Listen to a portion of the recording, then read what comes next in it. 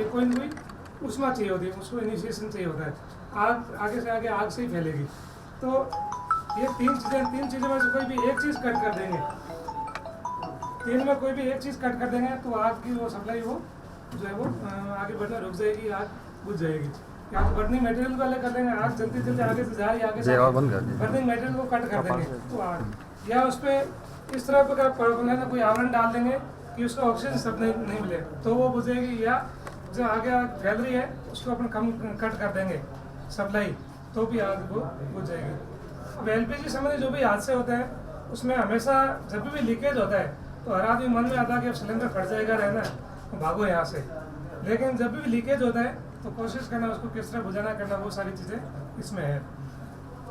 तो नॉर्मल जो ध्यान रखने वाली चीज़ें हैं, एलपीजी गैस जो होती है उसमें जो वास्तव में जो काम आने वाली चीज़ है उसमें कोई गंध नहीं होती है, लेकिन अपन जो घर में इस्तेमाल करते हैं तो उसमें मिथाइल मर्केप्टन गैस इसलिए मिलाते हैं ताकि उसकी लीकेज की पहचान अपने को हो जाए।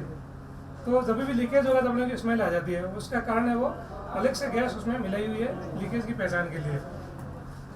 अब कोई भी अपने सिलेंडर लेते हैं तो अपने जो एजेंसी वाला है उससे अपने को चेक करके लेना होता है, उसकी सील वील सही हो, उसके वासर अंदर होते हैं, कई बार सही से नहीं होते हैं, फिट होते हैं, या लंबे टाइम उसको यूज़ करने बाद में वो लीकेज वगैरह होता है, तो उन चीज़ों को देख के लेना है। उसको रखो।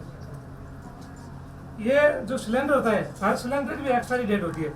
इस सिलेंडर पे लिखा हुआ है D29, D29 यहाँ लिखा हुआ है। ये जो तीन इसके पत्तियाँ हैं इसमें से एक पत्ती पे अंदर की तरफ लिखा होगा, इसका नेट वेट लिखा होगा या सिलेंडर का वेट लिखा होगा, और एक साइड में ये जो D29 लिखा हुआ है उसमें A B C या D ऐसा कुछ लिखा होगा, और इसमें जो 29 लिखा हुआ है वो साल को दिखाता है। D A का मतलब जो ABCD अल्फ़ाबेट है वो एक अल्फ़ाबेट एक क्वार्टर को दिखाता है। A का मतलब 31 मार्च, B है 30 जून, C 30 सितंबर, D 31 दिसंबर, D 29 इसका मतलब 31 दिसंबर 2029 तक सिलेंडर ये काम लेने योग्य है, उसके बाद में काम लेने योग्य नहीं है। तो आपको थोड़ा ये भी देखना लेते टाइम कि सिलेंडर जो है एक्सपायरी डेट का नहीं है।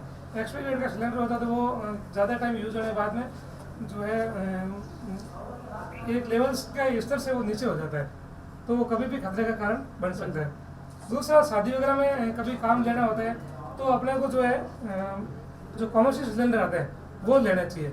यदि शादी में अपना ये चीज़ें काम में लेते हैं और वहाँ कोई हादसा हो जाता है तो कंपनी इसके लिए कोई भी जो है वो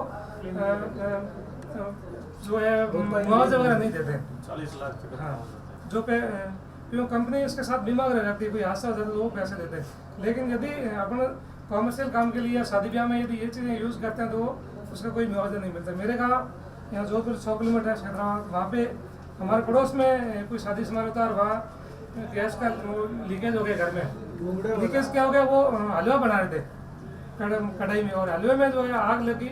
आग लगने के बाद वो किचन में शादी का काम था तो काफ़ी सारा सामान इधर रखा हुआ था, उस सामान में आग लगी।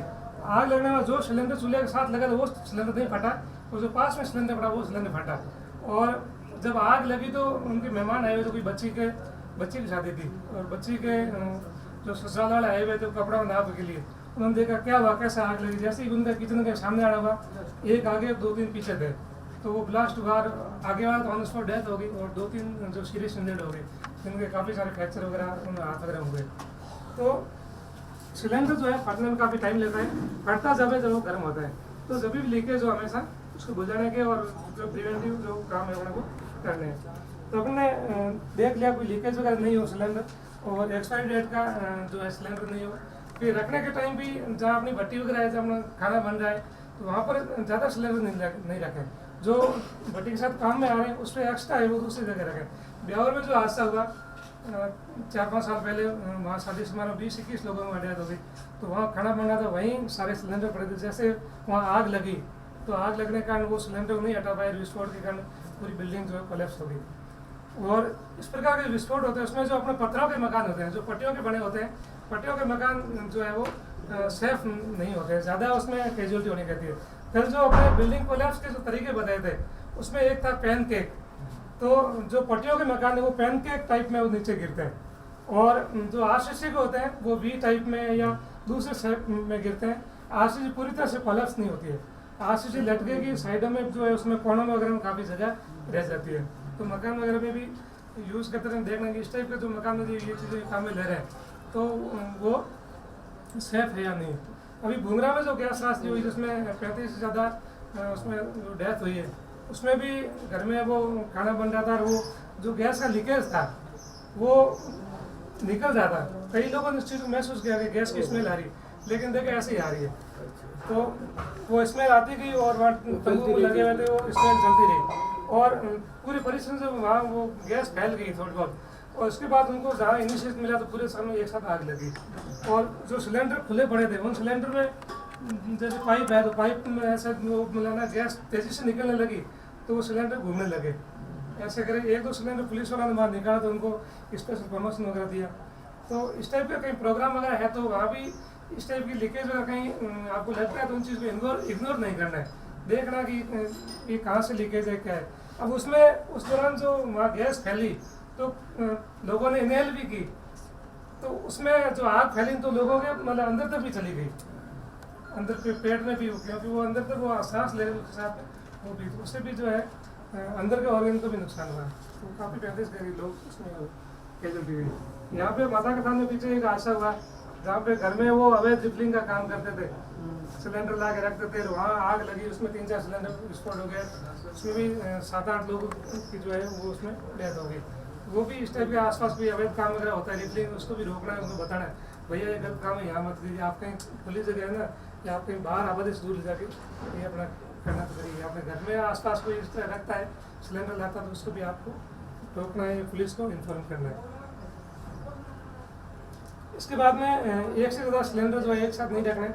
ये गैस सिलेंडर की जो स्मेल है, जो गैस लीकेज है, यदि उसको अपने इनहेल करते हैं तो भी जो मौत का कारण बन जाता है। पीछे सरदारपुरा में इसमें रातनाडा में एक जो लेडीज़ बाथरूम में गैस का गीजर था और गीजर का लीकेज था, लेडीज़ काफ़ी देर तो बात नहीं आई तो उन्होंने देखा क्या हुआ तो दरवाज़ा तोड़ा तो वो बेहोश थी, उसकी डेथ हो गई। ऐसे ही जो है लाल सागर में यहाँ हादसा हो रखा 3-4 साल पहले। तो अपना जहाँ बेडरूम वगैरह है वहाँ भी ये ध्यान रखें कि सिलेंडर में अपन नहीं रखें, कभी लीकेज हो तो वो लीकेज जो है वो जानलेवा हो सकता है। सिलेंडर को जहाँ रखना कोशिश करना वहाँ कोई खिड़की दरवाज़ा हो ताकि वहाँ जो हवा निकल जाए। किचन में एक से ज़्यादा सिलेंडर अपने को नहीं रखने। और रात के टाइम क्या सिलेंडर बंद करने की जो आदत नहीं होती तो इसका जो रेगुलेटर होता है रात को कोशिश करें खाना बन गया, खाना बनने के बाद में ये आदत में डाल दें, बच्चों का सबको बताएं परिवार में जो महिलाएं वगैरह हैं उनको कि रेगुलेटर ऑफ करें, उसके बाद चूल्हे को ऑफ करें। रात के टाइम काफ़ी टाइम जो है अपन उसको अनयूज रहता है, उसको कोई काम अनअटेंड रहता है तो उस दौरान यदि कहीं लीकेज कोई हो जाता है तो वो लीकेज से धीरे धीरे जो गैस निकलेगी वो गैस जो है कोई बड़े हादसे का कारण बन जाती है। जोधपुर में बहुत सारे हादसे इस टाइप जो भी होते हैं उनमें हमारा जो मेन फोकस रहता है उनको देख कर कैसे हुआ। ऐसे ही रात को कहीं लीकेज हुआ और 3 बजे घर के मेंबर जगे, उन्होंने देखा स्मेल आ रही है तो उन्होंने वो कंपनी वाला फ़ोन किया एजेंसी में हमारे घर में लीकेज हो गया। वो लोग आ रहे उसके दौरान और घर के मेंबर उठे और जाके किसी ने स्विच दबा दिया। जैसे स्विच दबाया लाइट का तो वो जो है स्पार्क के कारण पूरे में वो आग फैल गई। तो ये आज से बहुत होता है। तो रात को जो है रेगुलेटर ऑफ करना है। इसके बाद सुबह ये ध्यान रखना है किचन में जब भी जाएं, किचन में जाने के बाद दरवाज़ा खोलने के बाद में सबसे पहले अपने वहाँ स्मेल महसूस करनी है, कहीं कोई स्मेल तो नहीं आ रही है गैस की। यदि स्मेल आ रही है तो लाइट का कोई भी स्विच ऑन या ऑफ नहीं करना, ऑन है तो ऑन ही रहने देना, ऑफ है तो ऑफ ही रहने देना। इसमें छोटा सा स्पार्क निकलता है, वही स्पार्क जो है वहाँ आग लगा दे पूरे में। वहाँ की खिड़की ऊपर रखना चाहिए ताकि अंदर की कोई लीकेज है तो ऊपर से आग जो नीचे तक नहीं पहुँचे। अब ये या आगे की आग को आपको रोकना है तो सिर्फ इसका रेगुलेटर बंद कर दो, आगे की सप्लाई रुक जाएगी और अपने आप जो है आगे की सप्लाई कट हो जाएगी। चूल्हे में मान लो कभी आग लगी हो या पाइप में कहीं आग लगी हो तो सीधा सा उपाय है कि रेगुलेटर बंद करो, रेगुलेटर बंद कर आगे सप्लाई बंद और सेफ। हमारे एक मित्र से यही है, वो कहीं पिकनिक में गए खाना बनाया तो उनको के पाइप में आग लगी तो वो चाकू से पाइप को काटा, इतना करने जरूरत नहीं थी, आग यहाँ बहुत जल्दी फैल सकता है तो उनको सिर्फ इतना करना था, यहाँ रेगुलेटर बंद करना था। तो ये ध्यान रखना। अब यहाँ पे आग लगी है, उस आग को बुझाने के लिए जो तरीका है वो कोई भी दरी है, खेस वगैरह है, मोटा कपड़ा होना चाहिए सूती, उसको बढ़िया सा गीला करके इसको इस तरह से कवर कर देना है कि इसको ऑक्सीजन सप्लाई रुक जाए, उससे जो है आग बुझ जाती है। और ये यहाँ की आग है तो इससे बुझेगी, और यहाँ पे आग है उस आग को बुझाने के लिए वो अभी हम करके बता देंगे। बाल्टी से भी हो जाता, तो कोई हुक वगैरह पकड़ के बाहर लेके जाना है, फिर कुछ भी नहीं, ये भी नहीं कर सकते। आग लगी हुई है तो सब लोगों को वहाँ से निकालना है, आसपास लोगों को अवेयर करना कि सिलेंडर विस्फोट हो सकता है, सब लोग यहाँ से बाहर जाओ।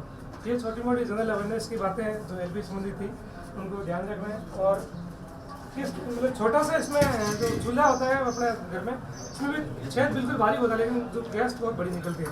अपन जो नॉर्मल इंजेक्शन लगाते हैं जी, इंजेक्शन इस पाइप में लगा देते हैं तो उसके, और उसमें आग लगा तो इतनी बड़ी फ्लेम निकलती है, इतनी बड़ी फ्लेम, तो बिल्कुल कम आग भी है, बहुत बड़ी इसमें फ्लेम पैदा करती है।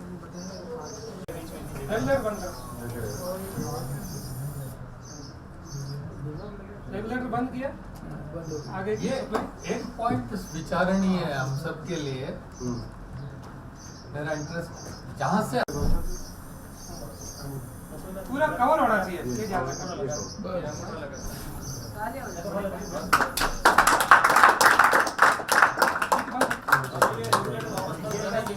ये चलता रहेगा ना, ये पाइप साइडों से कटा हुआ है ना, तो थोड़ा बहुत आगे बड़ा मोटा यहाँ का बताया था ना आपको, यहाँ आग लग जाए तो फिर कंबल डालना पड़ेगा। यदि रेगुलेटर लगा हुआ इधर आग लग जाती है तो भी सेम प्रोसेस है, रेगुलेटर का बंद कर देना। हाँ ये रेगुलेटर नहीं लगा हुआ है तो फिर कहीं से आगे के आगे खुद को बचाते हुए, खुद की सेफ्टी का ध्यान रखते हुए। अच्छा, ब्लास्ट रेगुलेटर 5-7 मिनट बाद कितना समय देगा? सिलेंडर गर्म होगा, जब गर्म होगा तब फटेगा, तो 10-15 मिनट तो छलने निकलेगी, तो आग ही फैल जाएगी।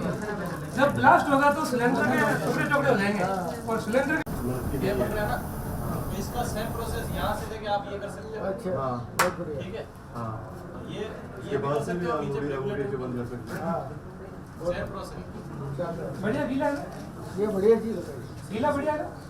हाँ जी, अच्छी वाली है। इससे आप